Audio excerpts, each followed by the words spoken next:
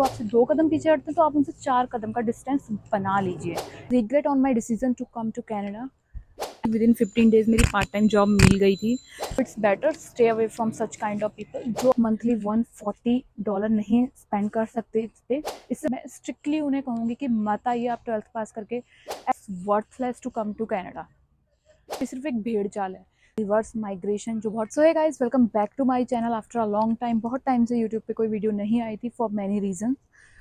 इस वीडियो में मैं डिस्कस करने वाली हूँ 3 मेन चीज़ें जो बहुत इंपॉर्टेंट है। अगर आप इंडिया से कनाडा आने वाले हो तो आपके लिए वीडियो बहुत इंपॉर्टेंट होने वाली है। आपको ये वीडियो जरूर देखकर ही इंडिया से कनाडा आने के बारे में सोचना चाहिए। The first one is, should you move to Canada in 2024 और 2025 in upcoming intakes as an international student.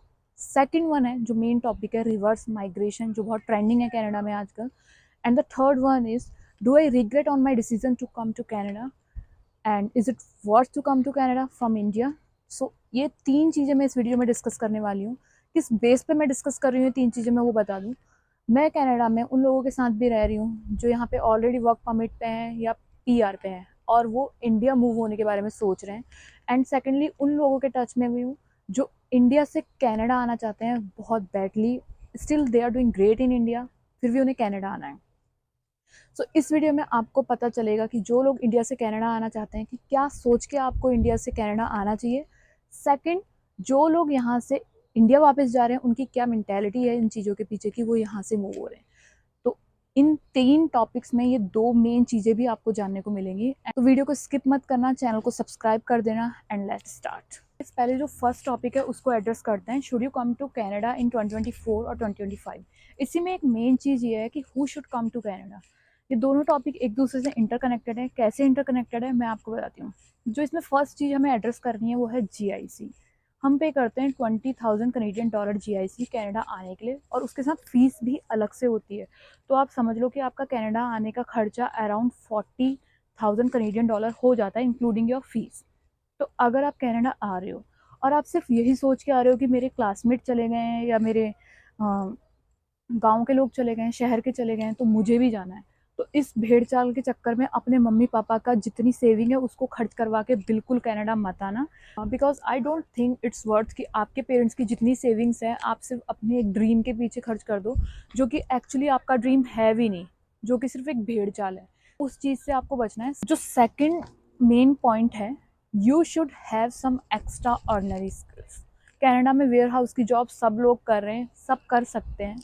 जो नॉर्मल रेस्टोरेंट में जॉब है वो सब कर सकते हैं। बट अगर आपके पास कुछ अच्छी स्किल है, चाहे वो हेयर कटिंग की है या नेल आर्ट है या आप अच्छे शेफ़ हो, तो ये चीज़ें आपके लिए बहुत हेल्पफुल हो सकती हैं। तो अगर आपके पास कोई अच्छी स्किल है तो इनिशियल सर्वाइवल के लिए आप उन चीज़ों को यूज़ कर सकते हो। तो अगर नहीं है, अगर कनाडा आना ही है तो अभी से एक अच्छी स्किल सीखना शुरू कर दो जो आपके लिए बेटर हो यहाँ पे सर्वाइव करने के लिए। क्योंकि स्टार्टिंग में obviously it's very hard to survive. GIC कहाँ जाती है पता भी नहीं चलता है, इतना रेंट है यहाँ पे, इतना खर्चा है ट्रांसपोर्टेशन का, घर का, ग्रॉसरी का, तो बहुत चीज़ों का खर्चा होता है यहाँ पे जो आपको आगे वीडियो में देखने को मिलेगा। थर्ड पॉइंट है कि आपका जो एम एंड गोल वो क्लियर होना चाहिए कि आपको कनाडा आके करना क्या है। सिर्फ आप यहाँ पर अपनी पार्ट टाइम जॉब करने नहीं आए हो। अगर आपका कोई एम नहीं है कि आपको ये पर्टिकुलर कोर्स करने के बाद आगे किस फील्ड में जाना है, तो it's worthless to come to Canada. क्योंकि यहाँ पे अगर आप सिर्फ पार्ट टाइम जॉब कर रहे हो तो आफ्टर सम टाइम आप उस चीज़ से बोर हो जाओगे एंड आपको रियलाइजेशन हो जाएगा कि इंडिया में जो लोग हैं they are doing better than you, आपसे अच्छा अर्न भी कर रहे हैं एंड आपसे अच्छी लाइफ भी जी रहे हैं। तो यहाँ पे अगर आप आ रहे हो आपका एम एंड गोल क्लियर होना चाहिए।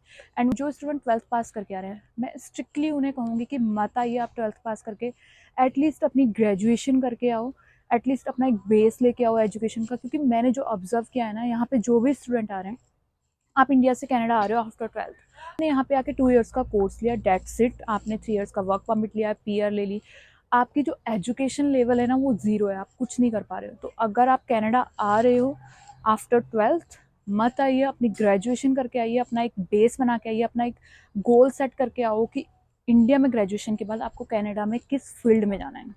नेक्स्ट जो पॉइंट है उन लोगों के लिए, if you doing great in India no need to come to Canada. अगर आपकी सैलरी इंडिया में भी 1 लाख प्लस है या 75,000 प्लस है और आपका अच्छे से गुजारा हो रहा है इंडिया में, आपकी फैमिली है, आपका सब कुछ है वहाँ पे, तो आपको कनाडा आने की कोई ज़रूरत नहीं है।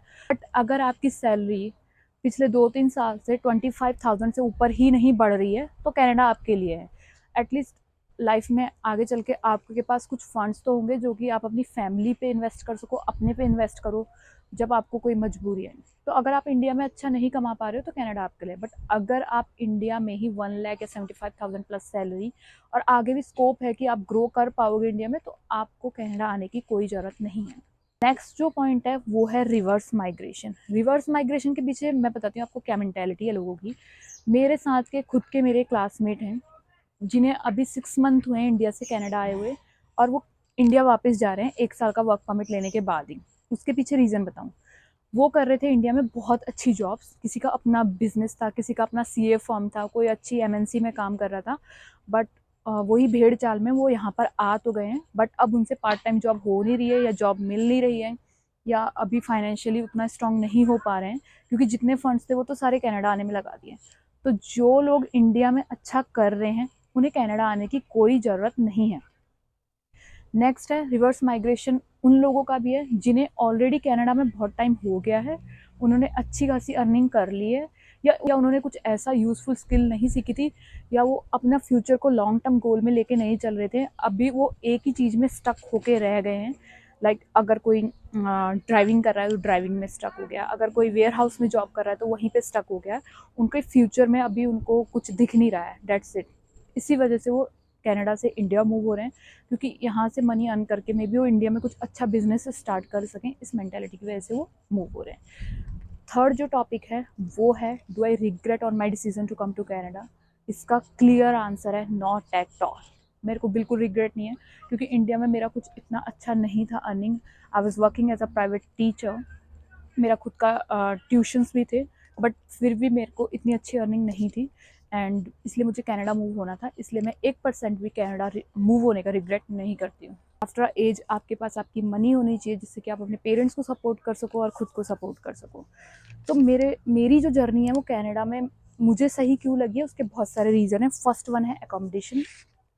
मैंने इंडिया से ही सॉर्ट आउट कर लिया था कि मेरा एकोमोडेशन कहाँ होगा, तो कनाडा आके मुझे कोई इतनी प्रॉब्लम फेस नहीं हुई है। उसके बाद मैं ब्रैम्पटन मूव हुई हूँ and still I have an accommodation जिसमें मुझे 500 to 600 मेरा मंथली रेंट जाता है। सेकंड वन है ट्रांसपोर्टेशन का भी यहाँ पे ठीक है, क्योंकि इसमें मैं आपको एक मेन चीज़ बताऊँ, अगर आप कनाडा हो, आपका रोज़ ट्रैवल करना है आपको, तो आप ट्राई करना एटलीस्ट आपका काम आपके घर के पास हो या आपकी यूनिवर्सिटी कॉलेज आपके घर के पास हो। पेस्टो की मनी बचाना बहुत इम्पॉर्टेंट है। आप मंथली $140 नहीं स्पेंड कर सकते इस पे। इससे बेटर है कि ये मनी आप अपनी ग्रॉसरी पे स्पेंड करो। तो मैं डेली अपने काम पे पैदल जाती हूँ and I try to save my money as much as I can do. Next चीज़ है जिसमें मैं हमेशा से अनलकी हूँ, अभी भी अनलकी हूँ, फ्रेंड्स। यहाँ पे आपको फ्रेंड्स नहीं मिलने वाले हैं, आप जितना ट्राई कर लो। अगर बन भी गए ना आपके फ्रेंड्स, वो 2-3 महीने में आपको अच्छा सा रंग दिखा के चले जाएंगे। सो डोंट ट्रस्ट एनीवन, और वो मैं नहीं करती हूँ। तो मुझे इतना कोई इमोशनल डैमेज हुआ नहीं है, क्योंकि यहाँ पे कोई इतना लायक है ही नहीं कि जिस पे ट्रस्ट करो। क्योंकि लोगों को कुछ टाइम बाद आपसे जेलसी होने लगती है कि उसके पास जॉब है, शी इज़ डूइंग ग्रेट, हम तेरी वीडियो में नहीं आएंगे, अगर वीडियो बना रहे हो तो चिल्लाएंगे, ताकि जो इंसान कर रहा है वो भी वो अच्छे से ना कर पाए। It's better stay away from such kind of people. जो आपके लिए अच्छे हैं उनसे बात करो, कुछ टाइम तक आपको पता लग जाएगा कि वो लोग अच्छे हैं या नहीं हैं। तो आपसे 2 कदम पीछे हटते हैं तो आप उनसे 4 कदम का डिस्टेंस बना लीजिए। यहाँ पे किसी के पीछे भागना मत, accept your career, your job. Next है विंटर्स यहाँ पे कैसे रहे। मैं विंटर में आई थी और मुझे बहुत डर था, क्योंकि मुझे इंडिया में ही मुझे गर्मियों में 2-3 बार निमोनिया हो जाता था। मुझे बहुत डर था कि अगर मैं कनाडा आऊँगी तो कहीं मैं बीमार ना हो जाऊँ, बट थैंक्स टू गॉड यहाँ पे मैं सही से हूँ और मुझे ऐसी फिजिकली कोई प्रॉब्लम नहीं हुई। और विंटर इतनी भी हार्श नहीं थी। अगर विंटर हार्श होती हैं तो यहाँ पे बहुत सारी फैसिलिटीज़ होती हैं, चाहे घरों में हीटर्स हों, इनबिल्ट हीट हो। तो नेक्स्ट चीज़ है जो मेरे लिए बहुत हेल्पफुल रही है वो है पार्ट टाइम जॉब। मुझे कनाडा में आते ही विदिन 15 डेज़ मेरी पार्ट टाइम जॉब मिल गई थी, एंड उस वजह से मुझे यहाँ पे कुछ ऐसा फील नहीं हुआ। तो मैं आपको स्ट्रांगली रिकमेंड करूँगी कि जिन लोगों को पार्ट टाइम जॉब नहीं मिली है वो इन वॉकिंग में जाओ, एजेंसीज़ में रोज़ कॉल करो, रोज़ इन पर्सन वहाँ पे जाओ एजेंसीज़ में। जब वो आपको देखते हैं, बार-बार नोटिस करते हैं, तो वो आपको ईज़िली शिफ्ट प्रोवाइड कर देते हैं। या आप कहीं पे अगर आपको पता लगता है कि वैकेंसी ओपन है, तो आप ट्राई करो कि बार-बार वहाँ पे जाओ, उनसे कॉन्टैक्ट करो। एंड ये सारी चीज़ें हैं जिससे आपको पार्ट टाइम जॉब ईज़िली मिल जाएगी। एंड यहाँ पे trust me, part time job होना बहुत इंपॉर्टेंट है। कनाडा के खर्चे बहुत ज़्यादा हैं। As an international student GIC पे सर्वाइव करना बहुत ही मुश्किल है। सो ट्राई करना कि कनाडा में आते ही विद इन 1 मंथ आपको पार्ट टाइम जॉब मिल जाए। जितना जोर है लगा दो अपनी जॉब पाने के लिए। और कुछ लोगों को जॉब इसलिए भी नहीं मिलती क्योंकि वो घर से बाहर ही नहीं निकलते हैं। मैंने खुद देखा है लोगों को घर से तो बाहर जाते नहीं हैं और स्टिल सोचते हैं कि जॉब मिल जाए। तो आते ही कनाडा में जॉब ढूँढने पे अपनी पूरी जान लगा देना। मिल जाती है जॉब। एंड स्टिल तो 20 आवर्स हो गए इंटरनेशनल स्टूडेंट के लिए और बहुत सारी जॉब वैकेंसी ओपन हैं। सो इस वीडियो में इतना ही। वीडियो पसंद आई है, चैनल को सब्सक्राइब कर देना, शेयर करना। And thank you for watching. And those who want to come to Canada, please consider these point before coming to Canada. And reverse migration सिर्फ उन लोगों के लिए है जिन्होंने कनाडा में काफ़ी कुछ अर्न कर लिया है, अब उन्हें इंडिया जाना है, या जिन लोगों का इंडिया में ऑलरेडी बहुत कुछ था, अब वो कनाडा आके रिग्रेट कर रहे हैं। Thank you for watching my video.